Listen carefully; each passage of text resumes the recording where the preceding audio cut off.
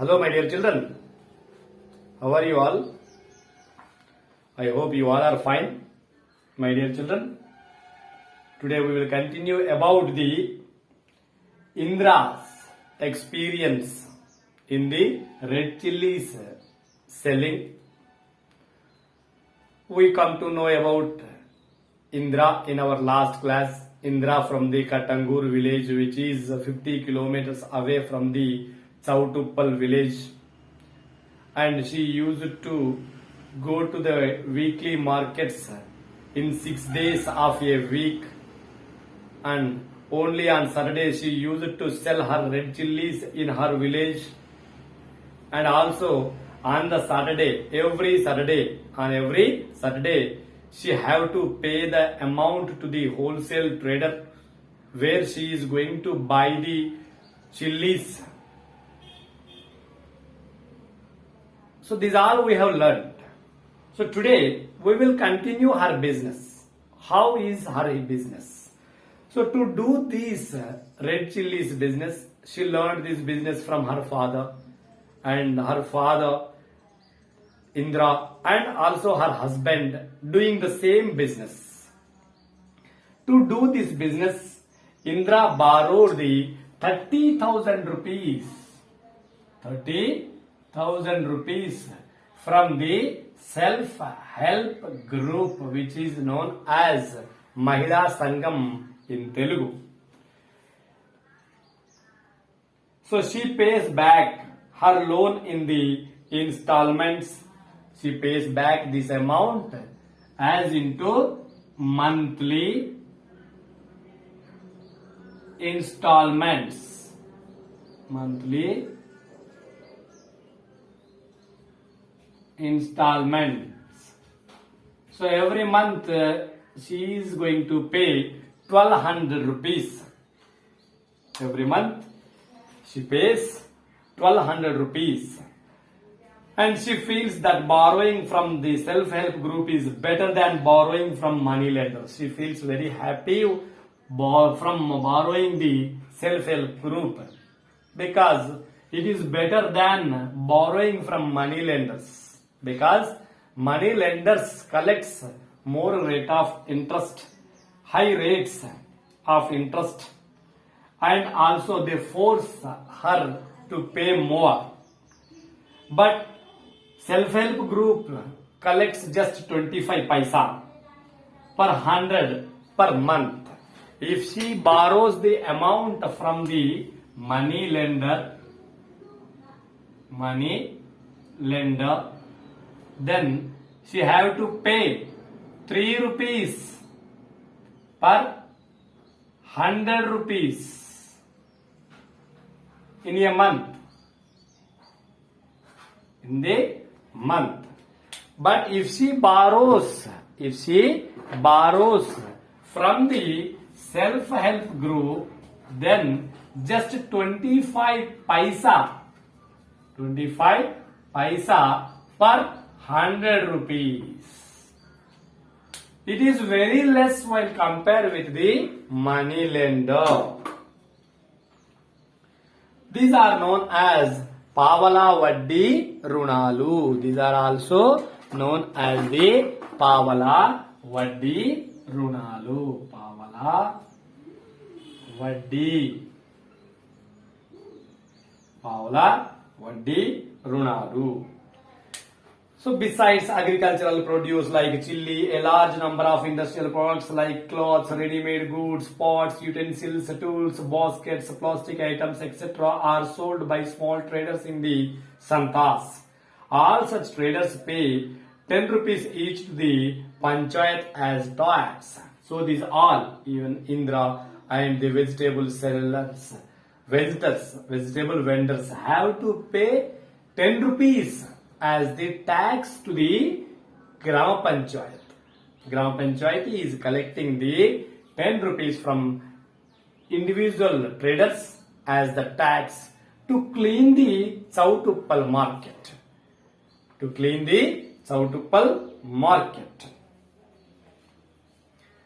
Nearly 3/4 of the traders in Santalu are women.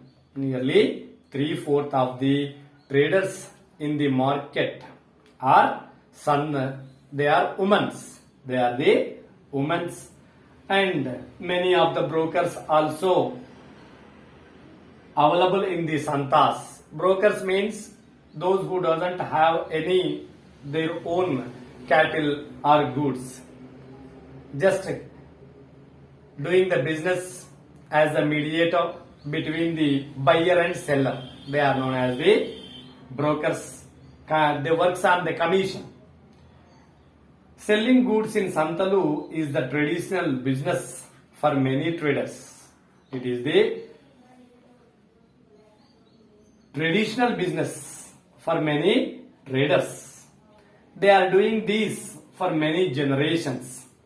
Some places in Santas are reserved for special and specific trade. Most of the traders plan weekly cycles for their Santalu. So they have to prepare for a plan where to go on the day and what Santa is available on weekly days. Small traders selling agricultural goods, particularly perishables such as fruits, perishable passport. Vegetables face difficulties similar to that Gauri. Since their residences are far away from Santas, they have to sell all the goods they have purchased from the wholesale market. Otherwise, they have to carry them home, paying additional transport, the fruits and vegetables, especially the fruits. If they are not selling them into the Santa, again they have to carry to their home by paying the rent to the tax. And there will be a threat to perish that fruits. So they try to sell them even with a cheap of the price in the evening times, because they want to make it empty. They don't want to go with the fruits to their home because there will be the risk. There is two risks. One is perishable and next one is they have to carry to home by paying the fares to the auto or any other vehicle. Besides, regular traders like Indra, farmers and vegetable growers of nearby village also come. Vegetables farmers also coming to the Santa and selling their produces directly to the consumers. Rythubazaar in Telangana. Now, Rythubazaar in Telangana. So we will continue this Rythubazaar. Most agricultural goods like grains and pulses are sold directly to the wholesale merchants. Small traders buy these goods from them to sell them to the consumers. First buying from the wholesalers and then these retailers are selling to us. So these retailers are buying in lump sum so that they will get rebate, and when they are going to sell them as retail, they get more price. However, there are a few markets in which the producers directly sell their goods. Producers directly selling the goods, that market is known as Rythubazaar. Producers are directly selling their goods to the consumers. Like the farmers are directly selling their vegetables or their products to the consumers. That is known as the Rythubazaar. That is known as Rythubazaar. Direct, the farmers are selling their produces to the consumers. When did you start coming to this bazaar? An interview. So I started coming to this bazaar in the year 2003. My neighbors have been coming here since from 2000. Can only farmers like you sell in Rythubazaar? Initially, government officers related to this bazaar came to our village. We were issued a photo identity card. The farmers get an identity card.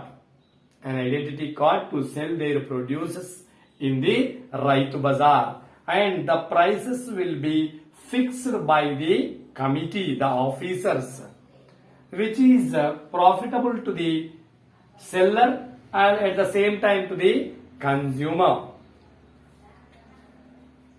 Do you pay any rent to sell your produce? No, they are not going to pay any rent to the selling of their produces in the Rythubazaars. How did you start coming to Rythubazaar? Earlier I used to take my produce to wholesale market. Since I have no control on the price, while they goes to the wholesale market, they don't get the control on the their price, control on the price.